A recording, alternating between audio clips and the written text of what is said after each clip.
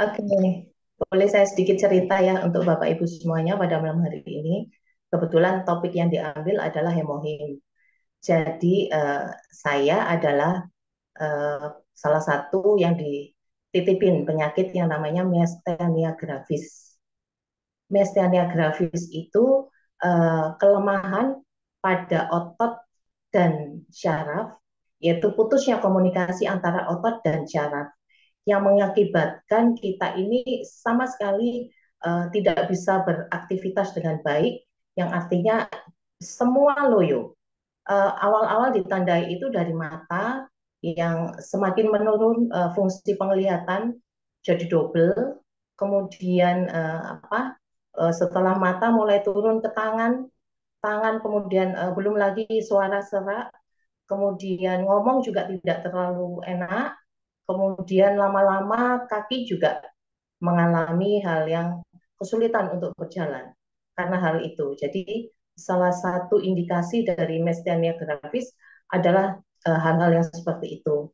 Nah, beruntungnya saya memang ke beberapa dokter, tetapi kebetulan hasil dari dokter itu berbeda-beda. Tetapi akhirnya saya bertemu dengan satu dokter yang memang divonis itu adalah MG. MG ini sangatlah saat ini ya, itu untuk rumah sakit termasuk uh, penyakit kronis.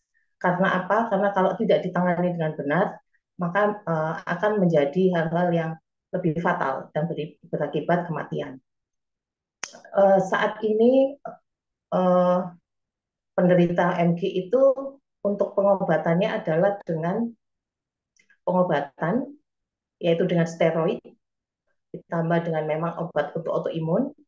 Kemudian lagi, eh, kalau mereka mau, mereka bisa cek lagi di CT scan toraks, apakah ada pembengkakan pada kelenjar timoma atau kelenjar timus. Nah, puji Tuhannya saya tidak ada di semua itu.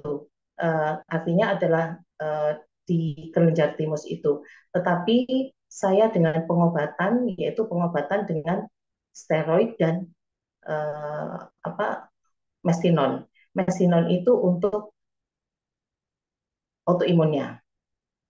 Nah, akhirnya pada bulan Januari atau Februari, karena saya merasa wah ini tidak bisa begitu terus karena kondisinya kalau kita menggunakan steroid itu akan tidak baik untuk tubuh. Akhirnya saya mencari-cari tapi tidak tidak atau belum menemukan. Karena apa? Autoimun yang saya derita ini kan kita ini kan menghantam tubuh diri kita sendiri.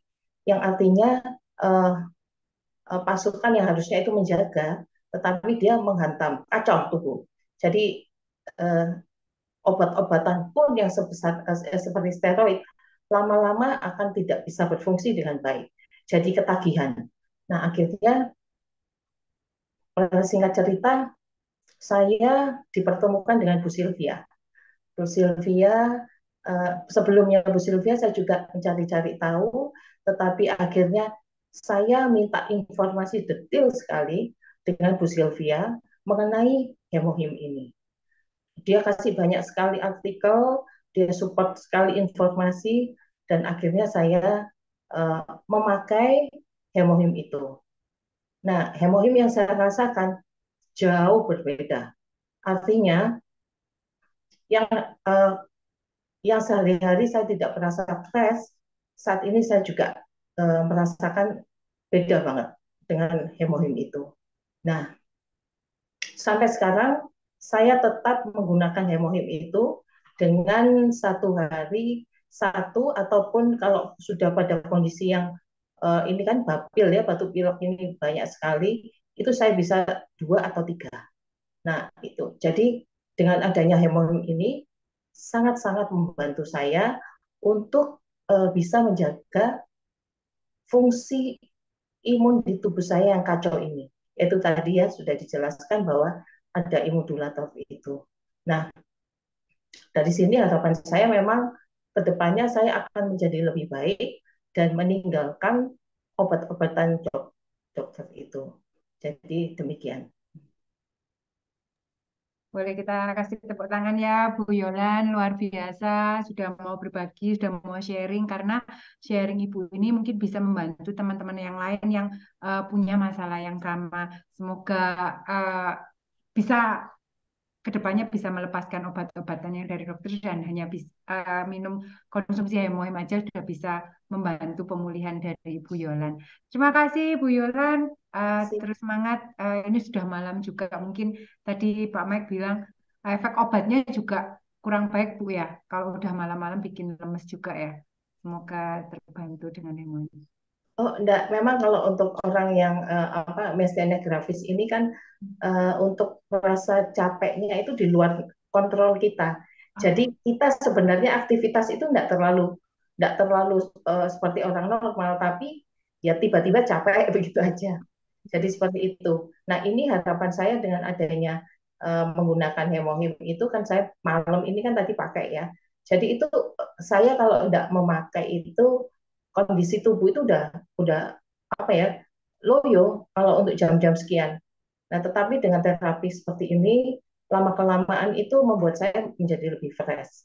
Dan kedepannya memang otot ini mulai akan dilatih untuk diperkuat setelah apa namanya obat-obatan yang dokter itu kan memang tidak merubah apa yang di dalam tubuh. Tapi kalau dengan adanya hemohim, dia kan mengobati tubuh saya sendiri. Itu aja sih. Terima kasih Bu Yolan, luar biasa sharingnya. Semoga membantu teman-teman yang lain yang mungkin punya masalah yang sama. Oke, eh, sebenarnya sih kalau eh, maaf Bu Yola sakit sejak kapan Bu? Oh ya, saya didiagnosa itu melalui tes akhirnya ditegakkan diagnosis itu sejak 2021. Oh, 2021 pandemi ya, pas bulan pandemi. sekitar Agustus, karena saya tidak mendapatkan dokter yang tepat, akhirnya saya masuk rumah sakit itu di bulan November sampai Desember, selama 1 bulan. Wah, Iya, tapi ya, baru ketemu hemohim itu di bulan Januari 2023. ya. Oh, lumayan lama juga ya Bu ya perjuangannya sampai akhirnya ketemu hemohim. Iya, betul. Karena saya bersyukur juga bertemu dengan Bu Sylvia itu karena menjelaskan bahwa ini yang memang saya cari-cari fungsi imodulatornya. Karena memang Hmm. IMG ini kacau tubuh untuk fungsi imunnya. Ya. Gitu aja. Terima kasih Bu Yolan. Ma. 구독, 좋아요 눌러주세요.